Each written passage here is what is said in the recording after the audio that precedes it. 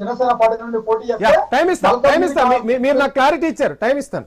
పార్థసారథి గారు, మొత్తంగా రాష్ట్రం విడిపోయిన తర్వాత రకరకాల పరిణామాలు చోటు చేసుకున్నాయి, కొత్త పార్టీలు పురుడు పోసుకుంటున్నాయి. అంతకుముందు షర్మిల కూడా ఇక్కడ పార్టీ పెట్టారు, ఆ తర్వాత ఏం జరిగిందో మనం చూసాం. ఇప్పుడు మరలా ఇక్కడ పవన్ కళ్యాణ్ యాక్టివ్ అవ్వటం వెనక ఖచ్చితంగా భారతీయ జనతా పార్టీ వ్యూహం ఉంది.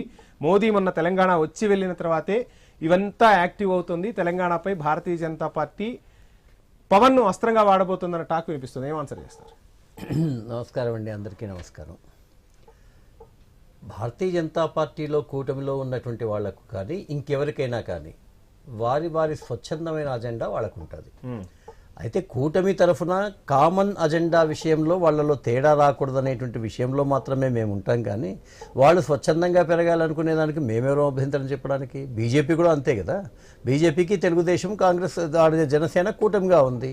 సో కూటమి తరఫున బీజేపీ తన యొక్క కార్యక్రమాలు చేస్తుంది, జనసేన తరఫున వాళ్ళ కార్యక్రమాలు చేస్తారు, మిగతా టీడీపీ కార్యక్రమాలు చేస్తుంది. అయితే ఇక్కడ ఏంటంటే చూడ్డానికి చాలా ఇదిగా ఉంది. కానీ తెలంగాణ ఉద్యమానికి, అసలు తెలంగాణ రాష్ట్రం ఏర్పడడానికి కాకినాడలో తొలి తీర్మానం చేసిండేది Bharatiya Janata party.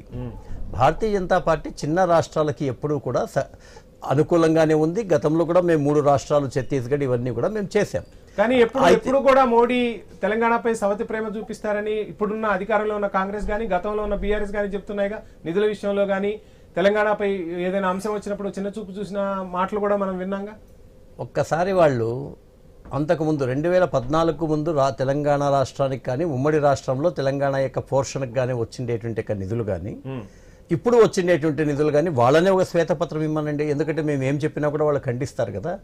Open challenge అంటున్నా. 2014 ముందు ఈ రాష్ట్రానికి ఎన్ని నిధులు వచ్చాయో దానికన్నా 4 రెట్లు నిధులు రాకుండా ఉంటే అప్పుడు అడగండి. అందుకే కూడా పార్లమెంట్లో మన రేవంత్ రెడ్డి గారు అడిగారు. అప్పట్లో పివి నరసింహరావు గారు ఉన్నారు, సపోర్ట్ చేశారు. మాకు ఆయన ఉన్నప్పుడు మేము ఎట్లా ఇచ్చారో అట్లా ఇవ్వండి అంటే, అట్లా ఇస్తే మీకు సగం కూడా రాదు అని చెప్పేసి స్పష్టంగా చెప్పారు. మన్మోహన్ సింగ్ గారు ఉన్నప్పుడు వాళ్ళు అట్లా చెప్తే దానికి స్పష్టంగా వాళ్ళు చెప్పడం జరిగింది.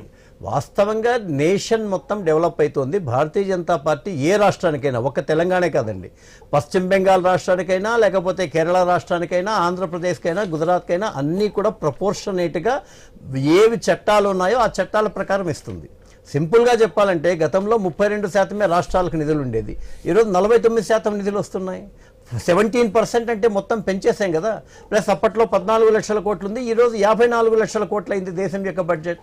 కాబట్టి ఎక్కడ కానీ నిధుల్లో కొరత లేదు. బీఆర్ఎస్ కానీ కాంగ్రెస్ కానీ కాంగ్రెస్ కానీ ఎప్పుడు కూడా విద్వేషాలని రెచ్చగొట్టి, ప్రాంతీయవాదాన్ని రెచ్చగొట్టి ప్రజల్ని అమాయకం చేసేటువంటి మనస్తత్వంతోనే వాళ్ళు ఓట్లు తెచ్చుకోవాలంటారు. ఇది మంచిది కాదు, ఏ పార్టీకి కూడా మంచిది కాదు అని చెప్పేసి భారతీయ జనతా పార్టీ స్పష్టంగా చెప్తుంది.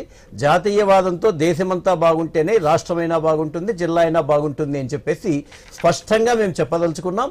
ఎటువంటి పరిస్థితుల్లో కూడా విద్వేషాలు పెట్టేటువంటి రాజకీయాలు ఎవరు చేసినా కూడా అది దేశానికి నష్టం అంటే ఇండైరెక్ట్ గా ప్రజలకే నష్టం. టైం ఇస్తాను. పుష్పలేని గారు నమస్కారం.